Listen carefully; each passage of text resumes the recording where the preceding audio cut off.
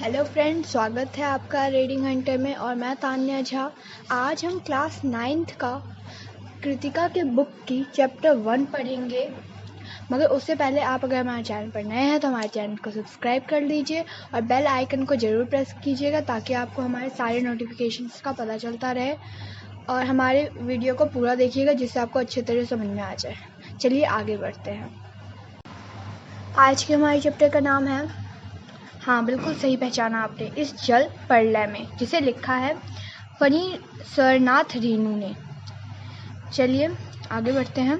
मेरा गांव ऐसे इलाके में है जहां हर साल पश्चिम, पूरब और दक्षिण की कोसी, पनार, महानंदा और गंगा की बाढ़ से पीड़ित प्राणियों के समूह आकर पनाह लेते हैं। यानी कि इसका मतलब ये है कि मेरा गांव ऐसे इलाके में, मतलब इस लेखक का नाम ऐसे इलाके में है, ऐसी जगह पे है जहाँ पे हर साल पश्चिम, पूरब और दक्षिण की कोसी, पनार, मतलब ये सारे जो यहाँ पे नदियों के नाम लिखे हैं, उसके जो बाढ़ आते हैं उससे पीड़ित जो लोग होते हैं वो आके पनाह यानी कि शरण लेते हैं। सावन भादों में ट्रेन की खिड़कियों से विशाल और सपाट पटरी पर गाय, बैल, भैंस, बकरों की हजार झुंड देखकर ही लोग बाढ़ की विभीषिका का अंदाजा लगाते हैं। यानी कि जब सावन भादों में जो ट्रेन की खिड़कियों से विशाल सपाट पटरी, मतलब पटरी यानी कि वह जमीन जो ज्योति बोई ना जाती हो, मतलब यहाँ पे ज्योति बोई ना जाती हो, वहाँ पे गाय बैल क्या करेंगे, तो वहाँ पे ही गाय बैल और बकरों के हजारों झुंड वहाँ पे देखकर लोग ये बाढ़ की जो भयंकरता था, मतलब जो भयंकर बाढ़ आने वाली है उसके अंदाजा लगा देते किस तरह का बाढ़ आने वाला है। इस बार डर जाते थे लोग, मतलब पहले। पर्वतीय क्षेत्र में जन्म लेने के कारण अपने गांव के अधिकांश लोगों की तरह मैं भी तैरना नहीं जानता। मतलब पर्वतीय क्षेत्र में जब जन्म लेते हैं लोग तो वहाँ पे बहुत सारे लोगों को तैरना नहीं आता है, क्योंकि वो पर्वतीय क्षेत्र है, परत वाले क्षेत्र है ना, इसलिए।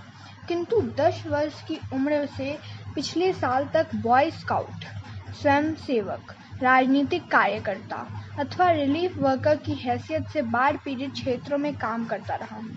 मतलब वो 10 वर्ष के जब वे थे तो बॉय स्काउट, स्वयंसेवक, मतलब इन सब कार्यों में वो अच्छी तरह से काम करते थे, मतलब काम करते आ रहे हैं। और लिखने की बात, हाई स्कूल में बाढ़ पर लेख लिखकर प्रथम पुरस्कार पाने से लेकर धर्मयुग में कथा दशक के अंतर्गत बाढ़ की पुरानी कहानी को नए पाठ के साथ प्रस्तुत कर चुका हूँ। मतलब लिखने की बात अगर आप उनसे पूछें तो हाई स्कूल में वो बाढ़ पर लेख लिखकर प्रथम पुरस्कार लिया था। उन्होंने प्रथम पुरस्कार के भागीदार थे। हाई स्कूल में उन्होंने बाढ़ पर लेख लिखा था उससे। धर्मयुग में कथा दशक के अंतर्गत बाढ़ की पुरानी कहानी को नए पाठ के साथ प्रस्तुत कर चुका हूँ। मतलब धर्मयुग में कथा दशक नामक कथा दशक के अंतर्गत जो बाढ़ की पुरानी कहानी थी उसको उन्होंने नए पाठ में प्रस्तुत करा है। जय गंगा 1947, मतलब 1947, डायन कोसी 1948, हड्डियों का पुल 1948 आदि झुटपुट रिपोर्टाज के अलावा मेरे कई उपन्यासों में बाढ़ की विनाश लीलाओं के अनेक चित्र अंकित हुए हैं। मतलब वो यह कहते हैं कि उन्होंने जय गंगा लिखा था 1947 में, 1947 में डायन कोशी लिखा था 1948 में, हड्डियों का पुल 1948 में, मतलब 1948 में आदि झटपट रिपोर्टाज के अलावा मेरे कई उपन्यासों में बाढ़ की विनाश लीलाओं के अनेक चित्र अंकित हुए हैं। मतलब उनके बहुत से उपन्यासों, मतलब उन्होंने बहुत लिखा है जिसमें उनके बाढ़ के बारे में उन्होंने बहुत कुछ लिखा है। किंतु गांव में रहते हुए बाढ़ में घिरने, बहने, बसने और भागने का अनुभव कभी नहीं हुआ। मगर उन्हें गांव में रहते हुए, मतलब गांव में रहते हुए बाढ़ में घिर गए हो कभी, या बाढ़ में बह गए हो, फंस गए हो, भोग रहे हो, ऐसा कभी अनुभव नहीं हुआ। वह तो पटना शहर में सन 1967 में ही हुआ। वह उन्होंने पटना शहर में अनुभव किया है 1967 में, जब 18 घंटे की अविराम वृष्टि के कारण पुनपुन का पानी राजेंद्र नगर, कंकड़बाग तथा अन्य निचले हिस्सों में घुस गया था। अर्थात मतलब जब 18 घंटे का अविराम यानी कि रुककर वृष्टि के कारण पुनपुन का पानी, मतलब पुनपुन करके जो पानी आता है ना, उसका राजेंद्र नगर में भी घुस गया था, कंकड़बाग में भी घुस गया था तथा अन्य निचले हिस्सों में घुस गया था। ये सब बातें कहाँ की हो रही हैं? पटना की। अर्थात बाघ को मैंने भोगा है, मतलब कि उन्होंने बाघ को भोगा है, मतलब उस लेखक ने बाघ को भोगा है। वैसे पहले वो बता रहे थे मैंने कभी बाढ़ को नहीं भोगा, मगर अब वो बता रहे मैंने बाघ को एक बार भोगा है, जो कि पटना शहर में भोगा है इन्होंने। शहरी आदमी की हैसियत से, शहर के आदमी थे, इस हैसियत से उन्होंने बाढ़ को भोगा है। इसलिए इस बार जब बाढ़ का पानी प्रवेश करने लगा, पटना का पश्चिमी इलाका छाती भर पानी में डूब गया, तो हम घर में ईंधन, आलू, मोमबत्ती, दिया सलाई, सिगरेट पीने का पानी और काम्पोज की गोलियां जमाकर बैठ गए और प्रतीक्षा करने लगे। यानी कि इसका मतलब यह है कि अर्थात यानी कि उन्होंने बाघ को भोगा, हमने पढ़ लिया था, शहरी आदमी की हैसियत से भी पढ़ लिया। इसलिए इस बार जब बाढ़ का पानी आया तो पटना का पश्चिमी इलाका मतलब पटना का जो पश्चिम इलाका था वो छाती भर यानी कि गर्दन तक पानी में डूब गया था। इसलिए सबने घर में ईंधन, आलू, मोमबत्ती, दिया और सलाई, मतलब कि मोमबत्ती दिया होता है ना, दिया, और सलाई यानी कि माचिस, सिगरेट, पानी पीने का पानी और काम्पोज की गोलियां जमा कर बैठ गए थे। मतलब सब कोई अपनी सारी सुविधाजनक चीजें जमा करके बैठ गए थे और प्रतीक्षा करने लगे थे किसकी? बाढ़ की। सुबह सुना राजभवन और मुख्यमंत्री निवास प्लावित हो गया है। सुबह उन लोगों ने सुना कि राजमहल और जो मुख्यमंत्री का निवास है, यानी कि मुख्यमंत्री का जो घर है, उस पे प्लावित यानी कि जिस पर बाढ़ का पानी चढ़ गया हो, उस पर मुख्यमंत्री का घर और राजभवन पे बाढ़ का पानी चढ़ गया था। दोपहर में सूचना मिली कि गोलघर जल से गिर गया है, यानी कि गोलघर जो है वो जल से घिर गया है, यानी कि उसमें भी जल घुस गया है, ये समझ लीजिए, वहां पे भी बाढ़ आ गई है। यूं सूचना बांग्ला में इस वाक्य से मिली थी, जानो गोलघर डूबे गछे। मतलब ये बातें बांग्ला की हैं, बांग्ला भाषा में ये बातें की जा रही हैं। और 5 बजे तक कॉफी हाउस जाने के लिए तथा शहर का हाल मालूम करने निकला तो रिक्शे वाले ने हंसकर कहा, अब कहाँ जाइएगा, कॉफी हाउस में तो अबले पानी आ गया है। यानी कि जैसे ही वो घर से निकले कॉफी हाउस जाने के लिए, वो कॉफी हाउस नहीं जाना चाहते थे, वो शहर घूमना चाहते थे, शहर का हाल मालूम करना चाहते थे। वे इसलिए घर से जब निकले तो रिक्शे वाले ने हंसकर पूछ दिया, मतलब कह दिया, अब कहाँ जाइएगा, कॉफी हाउस तो अबले पानी आ गया है। मतलब कि रिक्शे वाले ने कहा कि अब आप कहाँ जाइएगा कि कॉफी हाउस तो पहले ही पानी में डूब गया है। ठीक, चलो पानी कैसे घुस गया वही देखना है। मतलब वो यही देखना चाहते थे कि पानी वहां पे घुस कैसे गया। कहकर हम रिक्शा पर बैठ गए। साथ में नई कविता के एक विशेषज्ञ व्याख्याता आचार्य कवि मित्र थे, मतलब उनके एक मित्र थे जो कि कविता के विशेष व्याख्याता थे, जो मेरी अनवरत, यानी कि अनवरत मतलब निरंतर, अनर्गल, बेतुकी, अनपढ़, अनगढ़ यानी कि बेडौल, निरंतर बेतुकी बेडौल बातों गध में तोकित अपने आप में कुछ बोलना से में कभी बोर नहीं होते थे। मतलब जो उनके जो दोस्त थे वे हैं उनकी जो बेतुकी और निरंतर और जो बेडौली बातें से होते थे, और वो जो खुद में बातें करते थे उससे कभी बोर नहीं होते थे, वे धन्य हैं। में लिखा हुआ है, वह धन्य हैं। Motor, scooter, tractor, motorcycle, truck, टमटम, साइकिल, रिक्शा पर और पैदल लोग पानी देखने जा रहे हैं। लोग पानी देखकर लौट रहे हैं।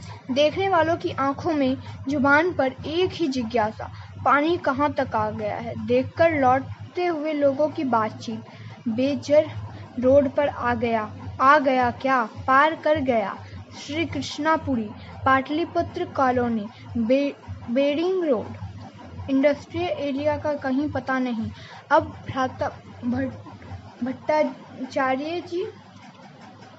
भट्टाचार्य जे रोड पर पानी आ गया होगा। छाती भर पानी है।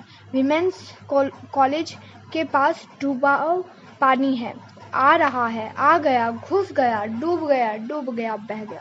यानी कि लोगों की बातचीत बताई जा रही है। वहाँ पे क्या क्या बातें करने वाले लोग हैं जो पानी देखने जा रहे हैं, उनको बहुत जिज्ञासा, मतलब बहुत ही ज़्यादा वे जिज्ञासु होकर जा रहे हैं कि पानी कहाँ तक पहुँचा है, देखने जा रहे हैं। और देखकर जो लोग लौट रहे हैं वे बोल रहे बेजर रोड पर पानी आ गया, मतलब कि प्रेजर रोड पर पानी आ गया है। कुछ बोल रहे हैं आ गया क्या, पार कर गया, मतलब कुछ बोल रहे आ गया, पार कर, मतलब ये सारी बातें लोगों की बातचीत की हैं, जो लोग कितने जिज्ञासाजनक है। हम जब कॉफ़ी हाउस के पास पहुँचे, जब वे लेखक कॉफ़ी हाउस के पास पहुँचे, कॉफ़ी हाउस बंद कर दिया गया था। कॉफ़ी हाउस जो है वो बंद कर दिया गया। सड़क के एक किनारे एक मोटी डोरी की शक्ल में गेरुआ झाग फेन में उलझा पानी तेजी से सरकता आ रहा था। यहाँ पे बताया गया है कि कॉफ़ी हाउस बंद कर दिया गया था, तो सड़क के किनारे एक मोटी डोरी की शक्ल में गेरुआ झाग फेन में उलझा पानी तेजी, मतलब सड़क के किनारे एक मोटी डोरी की शक्ल है, मतलब कि बहुत ही मोटी ऐसे डोरी आ रही हो, रस्सी आ रही हो, उस तरह में गेरुआ झाग, मतलब झागों से भरा हुआ फेन वाला पानी आए जा रहा था, मतलब उस तरफ आए जा रहा था उनकी तरफ। मैंने कहा, आचार्य जी आगे जाने की जरूरत नहीं, वो देखिए आ रहा है मृत्यु का तरल रूप। मतलब उन्होंने कहा कि आचार्य जी, यानी कि उनके दोस्त को बोला उन्होंने कि आगे जाने की अब जरूरत नहीं है, वो देखिए आ रहा है मृत्यु का तरल रूप, यानी कि मरने का हमारा वो जो रास्ता है वो इधर ही आ रहा है।